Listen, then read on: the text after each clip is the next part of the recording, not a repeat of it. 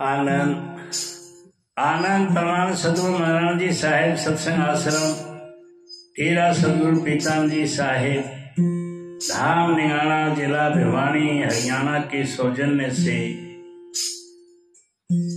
संतों की साख पलटू साहब ने कहा है, उल्टा कुआ गगन में तिसमें जरे चिराग, तिसमें जरे चिराग बिना रोगन बिन बाती, 6 ऋतु 12 मास रहे जरत दिन राती, सतगुरु मिला जो होए ताही की नजर में आवे। दादू जी एक पूर्ण संत हुए हैं। उनका जन्म इस्लाम धर्म में हुआ था। एक बार 2 पंडित उनके पास इस गर्ज से आए कि चलकर सत्संग सुने और गुरु धारण करें। जब उनकी कुटिया के पास पहुंचे तो देखा कि आगे एक आदमी नंगे सिर बाहर जा रहा था। पंडितों ने अब सुकुन समझ के नंगे सिर वाले आदमी मिला है, अब सुकुन टालने के लिए उसे नंगे सिर वाले व्यक्ति के सिर पर टोला मार दी। फिर पूछा कि दादू का डेरा कहाँ है। उसने उंगली से इशारा करते हुए कहा कि वह रहा। जब डेरे पहुंचे तो पता चला कि दादू साहब बाहर गए हुए हैं। उन्होंने इंतजार किया। जब दादू साहब आए और पंडितों ने देखा कि तो वही है जिसके सिर पर टोले मारे थे तो कांपने लगे। लेकिन दादू साहब हंस पड़े और बोले, लोग 2 टके की हांडी लेने से पहले उसे टकोर लेते हैं, आप तो गुरु धारण करने आए हो, खूब टकोरो। जब दिल माने तो गुरु स्वीकार करो।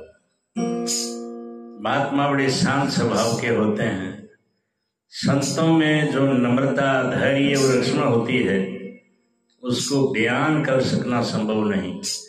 गुरु धारण करने से पहले पूरी तसल्ली कर लेनी चाहिए, क्योंकि गुरु में पूर्ण विश्वास के बिना परमार्थ में उन्नति नहीं की जा सकती। गुरु अमरदास जी के वाक्य हैं, जन्म जन्म के स्मरण को मलू, लागे काला होया सिहाऊ, खल्ली धोती उजली न होवे, जैसो धुन पाऊ। व्यर्थ गई कमाई। पराशर जी सारी उम्र योगा अभ्यास में रहे। पूर्ण योगी होकर घर को वापिस आ रहे थे। रास्ते में एक नदी पड़ती थी। जब वहां आए तो मल्ला से कहा कि मुझे पार करा दो। मल्ला ने कहा, हम रोटी खा लें, रोटी खाकर तुम्हें पार उतार देंगे। पराशर जी कहने लगे, धूप चढ़ जाएगी, मुझे जल्दी पार कर दो, नहीं तो मैं श्राप दे दूंगा।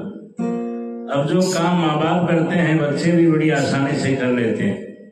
मल्ला के लड़के ने बांस लिया, नाव की रस्सी खोली और कहा, पिताजी मैं नहीं पार उतार कर आती हूँ। जब ऋषि सारी उम्र जंगलों में रहा और उनकी शक्ल नहीं देखी थी, देखकर मन छलायमान हो गया। अपना बुरा विचार प्रकट किया। लड़के ने कहा कि हम लोग मछुए हैं, मेरे मुंह से आपको बदबू आएगी। ऋषि ने कहा कि ओजन गंधारी हो जा। उसके मुंह से 4-5 मील तक खुशबू आने लगी। लड़की बोली, सूर्य देवता देख रहे हैं कि हम पाप करने लगे, ये हमारी गवाही देंगे। ऋषि ने पानी की चूल्ही भरकर मारी और चारों ओर धुंध कर दी। लड़की फिर कहने लगी कि जल वरुण देवता है, ये देख रहे हैं। ऋषि ने रेत की मुट्ठी भरकर दरिया में फेंक दी और कहा, रेत बन जा। पानी की जगह रेत हो गया। देखो, मन इतना खतरनाक है। पूर्ण गुण की शरण न लेने के कारण महात्मा अपने मन को रोक नहीं सके, बल्कि योग द्वारा प्राप्त हुई अपनी सारी कमाई नष्ट कर दी। दादू दयाल के अनुसार, हम सोना तुम किया सुनारा, तारे धनी रू नाम तुम्हारा। बुखारे का बादशाह, बुखारा का बादशाह ब्राह्मण मधम को परमार्थ का शौक हुआ। वह फकीरों की तलाश में रहने लगा, लेकिन ऐशो आराम की जिंदगी भी जीता रहा। उसकी सीट 1.25 मन फूलों से तैयार होती थी। एक दिन उसने अपने 2 मंजिला मकान के ऊपर देखा कि 2 आदमी घूम रहे हैं। पूछा, भाई कौन हो? उन्होंने कहा, हम सालमान हैं। कैसे आए हो? कहने लगी कि हमारा ऊँट हो गया। तब बादशाह ने कहा, कभी ऊँट महलों की छत पर आते हैं? जवाब मिला, कभी परमात्मा भी 1.25 मन फूलों की सेज पर मिलता है। इतनी बात कर वो दोनों लोग हो गए और बादशाह बेहोश हो गया।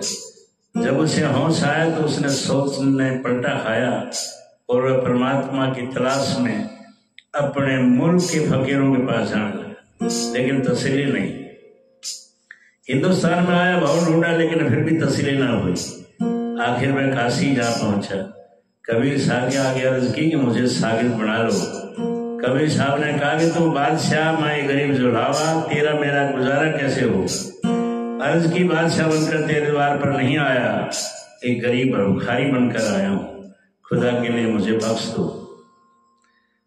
और नरम दिल होती है माता लोई ने, जो कि कबीर साहब की पत्नी की सिफारिश की तो उसे रख लिया। बादशाह जुलाए की घर नलियां बटने और ताना तलने का काम करने लगा। 6 साल गुजर गए। एक दिन माई लोई ने कबीर साहब से अर्ज की कि बादशाह और हम गरीब जुलाहे, जो हम खाते हैं वही खाकर ये चुप रहता है, इसको कुछ दो। कबीर साहब ने कहा, भी इसका हृदय निर्मल नहीं हुआ। माई लोई ने कहा, जी इसकी क्या फर्क है? रूखी सूखी खाकर ये हमारी सेवा करता है, हुक्म मानने से इनकार नहीं करता, इसका हृदय कैसे निर्मल नहीं? कबीर साहब कहने लगे, अच्छा ऐसा करो, घर का पूरा करकट लेकर छत पर चढ़ जाओ, मैं इसको बाहर भेजता हूँ। जब ये जाने लगे तो सिर पर डाल देना और पीछे हटकर कान लगाकर सुनना कि क्या कहता है। जब माई लोई ऊपर गई तो कबीर साहब ने कहा, बेटा मैं कुछ बाहर भूल गया हूँ, उसे अंदर ले आओ। जब वो बाहर गया तो माई लोई ने कूड़े करकट का टोकरा सिर पर डाल दिया और आप पीछे हटकर सुनने लगी। वह गुस्से में बोला, अगर होता बुखारा तो जो करता वही कर सो करता। माई लोई ने आकर कबीर साहब को बताया कि जी ऐसा कहता था। कबीर साहब ने कहा, मैंने तुझसे कहा था ना कि अभी हृदय साफ नहीं हुआ, नाम के काबिल नहीं हुआ। 6 साल और बीत गए। एक दिन कबीर साहब ने कहा कि बर्तन तैयार है। माई लोई ने कहा कि जी मुझे तो कुछ फर्क दिखाई नहीं देता, जैसा पहले था वैसा अब है। कबीर साहब के घर साधु महात्मा आते रहते थे। कई बार ऐसा मौका आता था खाने पीने को कुछ नहीं होता था तो चने खाकर ही सो जाना पड़ता था। माई लोई ने कहा कि जिस तरह वह पहले हमारे हुक्म से इनकार करता था, अब भी उसी तरह जो कुछ हम देते हैं वही खा लेता है। कबीर साहब ने कहा कि अगर तुम फर्क देखना चाहती है तो पहले तुम घर का कूड़ा करकट ले गई थी, अब और गंदगी बदबू वाली गड़ी सीढ़ी चीजें इकट्ठी करके ले आ। जब गले से निकले इसके सिर पर डाल देना। माई लोई ने ऐसा ही किया। जब बादशाह बाहर निकला तो माई लोई ने वह जो इकट्ठी की हुई गंदगी थी उसके सिर पर डाल दी। बादशाह हंसा, खुश हुआ, उसका मुंह लाल हो गया। कहने लगे, शाबाश जानने वाले, तेरा भला हो, यमन अंकारी था, इसका यही इलाज था। माई लोई ने आकर कबीर साहब को बताया कि जी अब तो वैसे कहता था। कबीर साहब ने कहा, मैं तुझसे कहता था कि अब कोई कसर बाकी नहीं। कबीर साहब जैसा संत सदगुरु बादशाह, बुखारा जैसा शिष्य, फिर और क्या चाहिए था। जैसे ही कबीर साहब ने उसे नाम दिया उसकी रूह पर चढ़ गई। फिर कबीर साहब ने कहा, जा अब जहां मर्जी जाकर बैठ जा, तेरी भक्ति पूरी होगी।